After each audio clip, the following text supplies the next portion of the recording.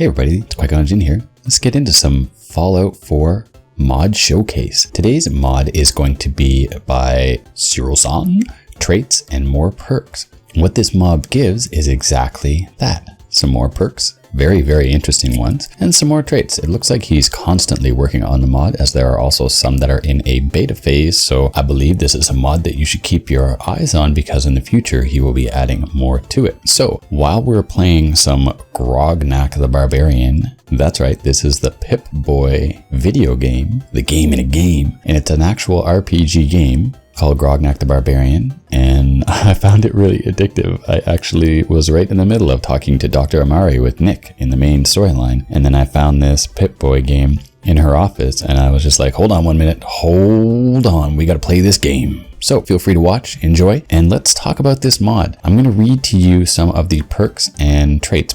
Are just perks you have to actually spend perk points on, and traits you just have to make them and use them. The traits are interesting because they have a positive, a lot of them have a positive and a negative effect. They remind me of talents from Divinity Original Sin, and to that point I want to give Zero-san some ideas on what he could use for new and upcoming traits and talents. I will put a link in the description. If you have any questions about how to add these mods to your PC version of Fallout 4, ask me and I may add, more info, but Go4Vids has a ton of information on YouTube about how to use Nexus Mod Manager, and it's really easy. Without further ado, let's get into it.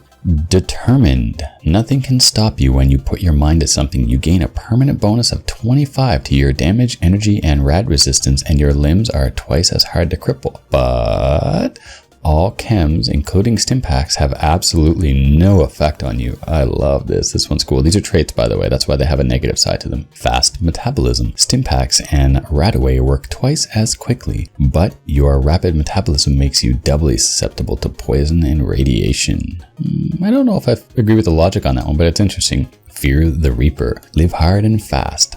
That's always been your plan. You gain experience twice the normal rate, but take double damage from all weapons and recover less health from all healing sources. I really like this one. I don't know how much less health you recover from healing sources though, but that one's kind of fun. Finesse. You're not one to attack mindlessly. Ever the thoughtful combatant, you have a flat 10% chance to score a critical hit at any time, but your normal damage is 30% lower. I don't quite know how this one works because crits only work in VATs. Does this mean you have a 10% chance to do double damage outside of VATs? Because that would be pretty cool. I'm not sure if it's worth 30% lesser damage. That 10% might need to go up to 15 in my opinion. Gifted. You were born talented. However, because you were so gifted, you never got used to learning new things. You gain +2 bonus to every special stat, but the rate at which you gain experience is halved. Oh, I like this one too. Yeah. Interesting, +2 bonus to every stat. Good-natured. You spend your youth learning ways to help people, not hurt them. People are easier to persuade, vendors' prices are better, and medicine is more effective, but your overall damage is reduced by 20%. This would be really good for a high charisma build. Makes sense.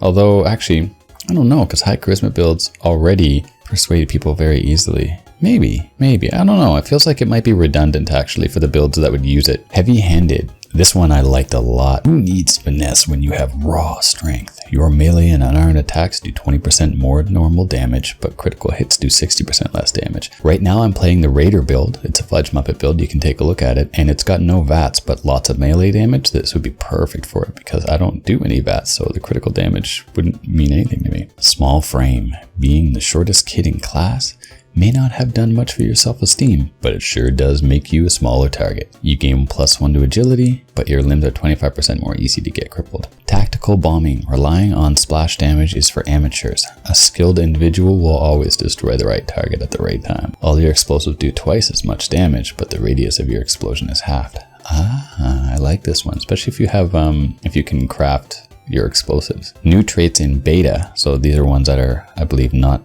ready yet, or he wants to tweak them more. 4 eyes. While wearing any type of eyewear, you gain +1 bonus to perception. While not wearing eyewear, you suffer a penalty of +2 or -2 to perception. Okay, I like it. It makes sense. Trigger discipline. Haste makes waste and eats up ammo fast. You've learned to time your shots. Ranged weapons are 25% more accurate in VATs, but cost 25% more action points to fire. Huh, interesting. I had to think about that one. Unto the Breach. Act first, think later. You move 25% faster, and your action points regenerate 25% more quickly. but you take 25% more damage from all weapons. This one I like.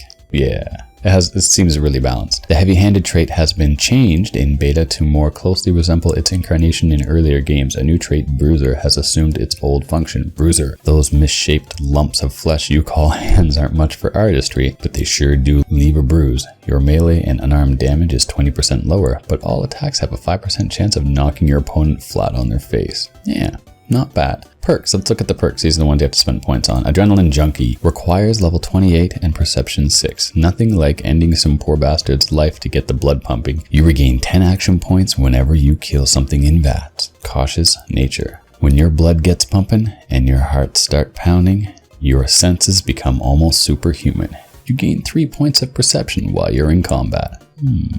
That one requires level 14 and that's all. Personal Space requires level 18 and 4 agility. Nothing like a round of buckshot to teach people that you like your space. While using ranged weapons, you have a chance of scoring a critical hit against enemies that are within spitting distance of you. This bonus does not apply to sneak attacks. Okay, I like it. Because it doesn't apply to sneak attacks, because the sneak attacks are already so overpowered in this game. Preemptive Strike requires level 20. When in doubt, you kill everything in sight. You can never be sure who's going to hurt you. After all, your critical chance and weapon damage are significantly increased when attacking someone who isn't actively hostile towards you. Kill first, ask questions later. New perks in beta, not today, requires level 11. The closer you are to death, the harder you are to bring down. When you're below 40% health, you do 10% more damage and gain +1 bonus to your strength and agility scores. 10% doesn't seem like enough. Not bad though. I don't know if I'd waste a perk point on 10% damage. Living Anatomy, 2 ranks. Rank 1 requires 2 medicine. Sometimes the best medicine care is preventative. Stim packs and Rataway are 10% more effective, and you do an extra 5% damage to humans and non-feral ghouls. Rank 2, Medicine 3, Living Anatomy 1. You now have a 5% chance of scoring a critical hit at any time against humans and non-feral ghouls. Confirmed Bachelor, 3 ranks. Rank 1 requires Charisma and a male character. Men suffer 5% more damage in combat and are easier to persuade in dialogue. Rank 2, Level 7, Charisma 2, Confirmed Bachelor 1. Men suffer 10% more damage in combat and are even easier to persuade. And rank 3 requires 16 level and 2 charisma, and of course the previous 2 points in the perk. And then also, of course, a male character. Men suffer 15% more damage and are significantly easier to persuade. Cherchez la femme, rank 3. Oh, there are 3 ranks. It's the same thing, but for women. Okay, Adrenaline Junkie now has a 2nd rank. Requires level 31, Perception 6, Adrenaline Junkie 1. You now gain 20 action points whenever you kill someone in VATS. Eye for an Eye requires level 20. Can't beat the righteous indignation of retribution. You gain a bonus to the damage you deal in combat relative to your lost health, up to a maximum of 25% bonus when below 10% health. I like that one a lot. Yeah, that adds a lot of tension. Haute Cuisine, 2 ranks. Rank 1 requires 2 charisma. And who says table manners aren't useful in the world? Your ability to make the most out of every meal makes all food and drink items 20% more effective. Rank 2 requires level 18 and the same previous requirements. A little thing like nuclear apocalypse can't slow down your culinary talent. Food and drink items are now 40% more effective. Get the lead out, 2 ranks. Rank 1, level 12, 7 agility. You think people would be slower and more nervous while fighting for their life. Not you. You move 50% faster when in combat. Oh, I like it. Rank 2 requires level 24, 7 agility. You now move 30% faster when in combat.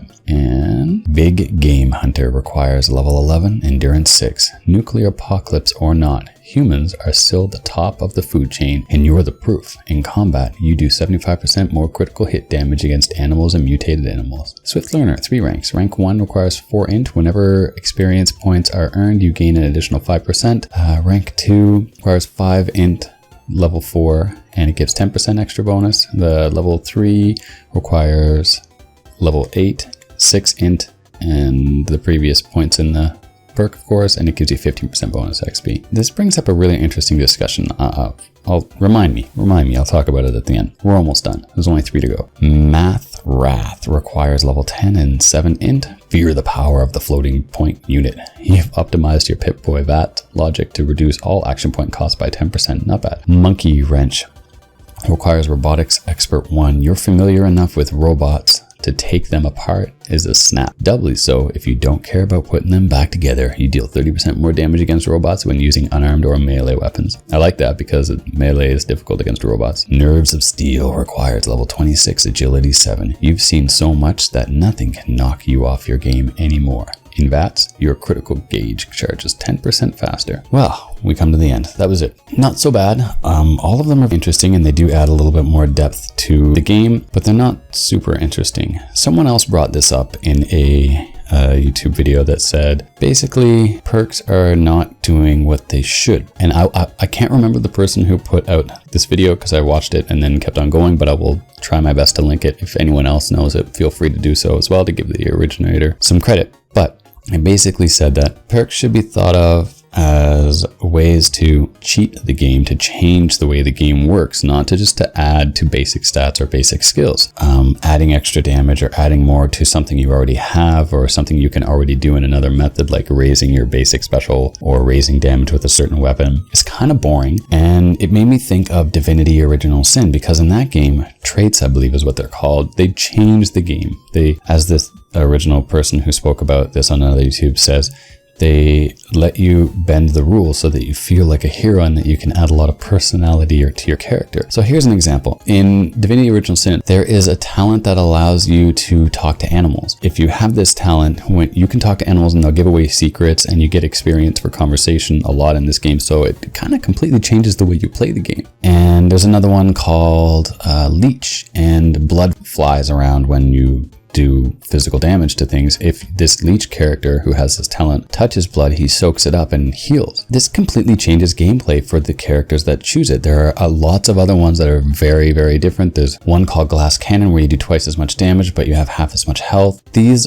like I said, they completely change the way the game plays for you, and it adds a lot of flavor to the game. A lot of talents are not doing that, and the ones that are supposed to do that in Fallout 4 are kind of lackluster. So like the ghoul one where you can feed off of dead bodies. That would be pretty cool for role-playing aspect, and it definitely changes the way the game plays, but food is so abundant and the amount of healing you get is so low, it's not really worth it. Now, if it healed you percentage-wise, and that way it scaled with you as you leveled, and if it gave you a chance for, let's say, one of 5 different random buffs that last until the next time you rest, or the next time you're under half-life, or 4 hours, or whatever, then it would have a lot of flavor to it and it would change the way the game plays. There's one interesting one I can remember from Divinity Original Sin called Know-It-All, and you gain intelligence, but your chance to charm and convince is dropped. So imagine if that was in Fallout Know-It-All. You have a lot less, like a 50-60% less chance to convince someone or charm someone, but you gain plus, I don't know, 3 to intelligence. Or maybe the opposite, you know, like a political animal that has a big bonus to charisma and convince, but a large nerf to intelligence. These things would change the way the game plays as opposed to just adding stats that you can get through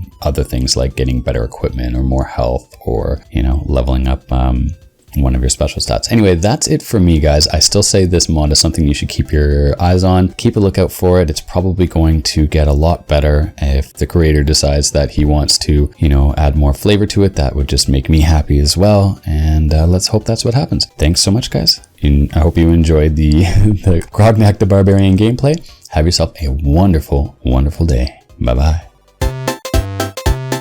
Oh, yeah. Thanks for listening, guys. On the left, you'll find my Fallout 4 Let's Play, and on the right, my Fallout 4 build. Crazy Harry, an explosive and drug addict. Enjoy.